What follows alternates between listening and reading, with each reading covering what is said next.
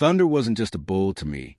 He was the heart of my ranch, the culmination of years of selective breeding, hard work, and sleepless nights tending to my herd. He came from a champion bloodline, a prized animal worth more than most people's cars. But his real value wasn't in dollar signs. It was in the legacy he carried. My father, before he passed, had spent his life building up our family's ranch, ensuring that we had the best livestock in the county. Thunder was his last great gift to me, the embodiment of everything he had worked for. Every farmer and breeder in the area respected Thunder, and even my neighbors, despite their occasional complaints about living near a working ranch, couldn't help but admire him. Well, almost everyone. There was one person who made it her life's mission to see me suffer, Karen, the self-appointed queen of the HOA. She had always hated the fact that my ranch existed within her community, despite the fact that I had owned my land long before the HOA even formed. But Karen didn't care about history, fairness, or legality. She cared about control. And when she set her sights on something, she didn't stop until she got her way. For years, I endured her petty games. She fined me for my barn's color, even though it had been red for generations. She complained about the smell of my cattle, despite living in an area known for its agriculture. She tried to dictate the height of my fences, the size of my ranch sign, even the excessive country aesthetic of my property. I ignored her most of the time, knowing full well that her complaints were baseless.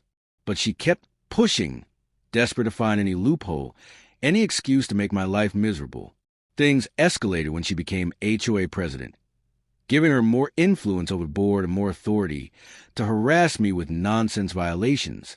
But it wasn't enough for her. Karen didn't just want to annoy me. She wanted to drive me out. And when Thunder accidentally wandered too close to her yard one afternoon, she saw her opportunity. She claimed he had trampled her flower bed, though I knew better. My fences were sturdy, my pastures well kept. But Karen wasn't interested in the truth. She was looking for a reason to strike, and this was it. The next morning, my world shattered. A frantic knocking at my door woke me up before sunrise. My neighbor, an older man named Bill, stood on my porch, pale and shaking. "You need to come to the field. Now!" My stomach dropped as I ran outside, following him down the dirt path toward the lower pasture. The sight that greeted me stole the air from my lungs. Thunder lay in the grass, motionless, a dark red stain spreading beneath him. I stumbled forward, dropping to my knees beside him, my hands pressing against his massive frame, as if I could somehow will him back to life. But it was too late. The sheriff was already there, standing a few feet away, talking to Karen, who stood with her arms crossed, her face twisted into that same smug expression she always wore when she got her way. My pulse pounded in my ears as I rose to my feet, my fists clenched. "What happened?" My voice came out hoarse, barely above a whisper.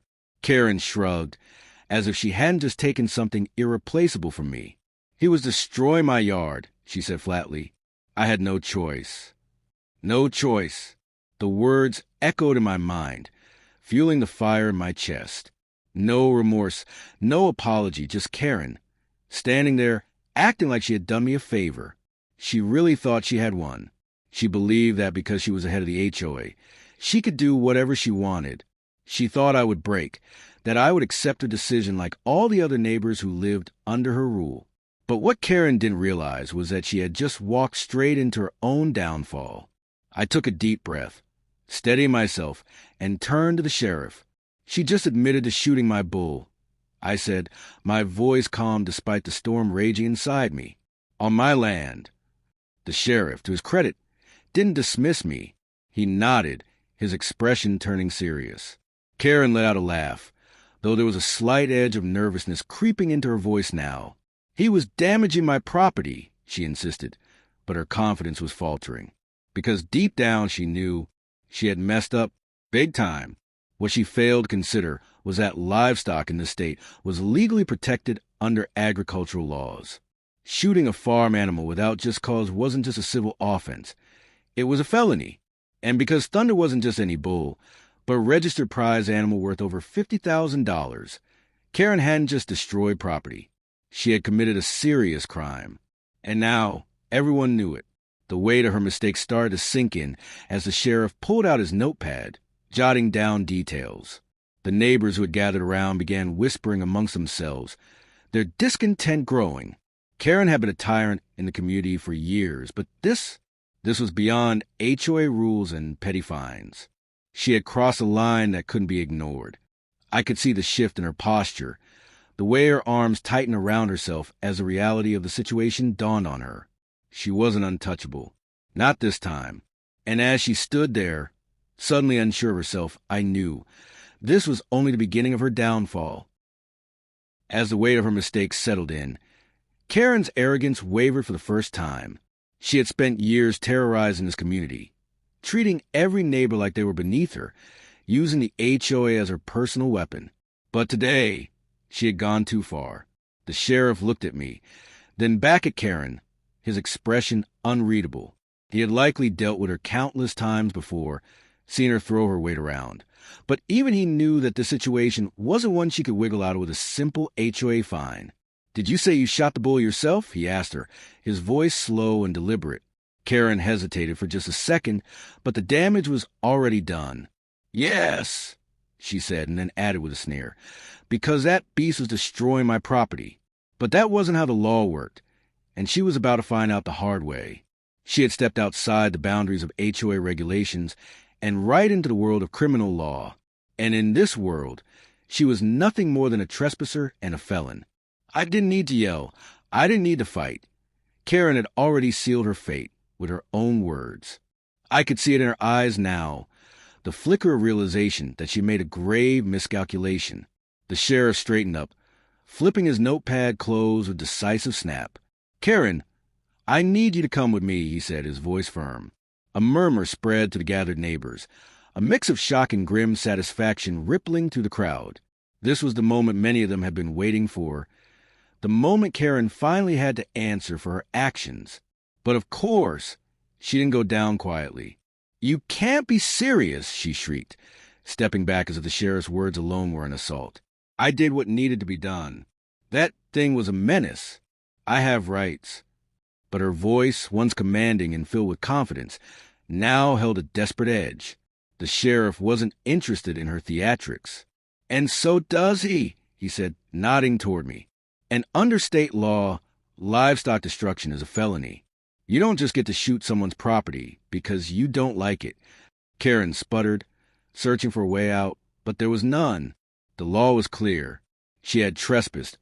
She had destroyed something of extreme value, and now she was facing serious consequences. The handcuffs clicked around her wrists, and as she was led to the squad car, I could see the fear finally settling in. For the first time, Karen wasn't the one in control. As Karen sat in the back of the police car, the reality of the situation began to ripple through the community. Neighbors who had once been too afraid to speak against her suddenly found their voices. One by one, they came up to me, sharing their own stories. How she had threatened fines for ridiculous things. How she had reported minor infractions just to make life difficult.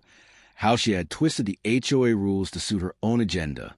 "We should have stood up to her sooner," an elderly woman muttered, shaking her head. Maybe this wouldn't have happened. And that was the real lesson here. Bullies only thrive when they're allowed to, when people stay silent out of fear. Karen had built her power on intimidation and manipulation, but in the end, all it took was one undeniable mistake for her entire empire to collapse.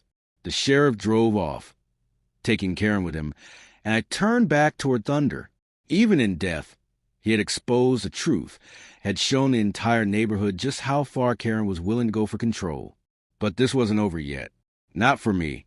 Karen may have been arrested, but justice wasn't just about seeing her in handcuffs. It was about making sure something like this never happened again. The next step was a lawsuit. I didn't hesitate.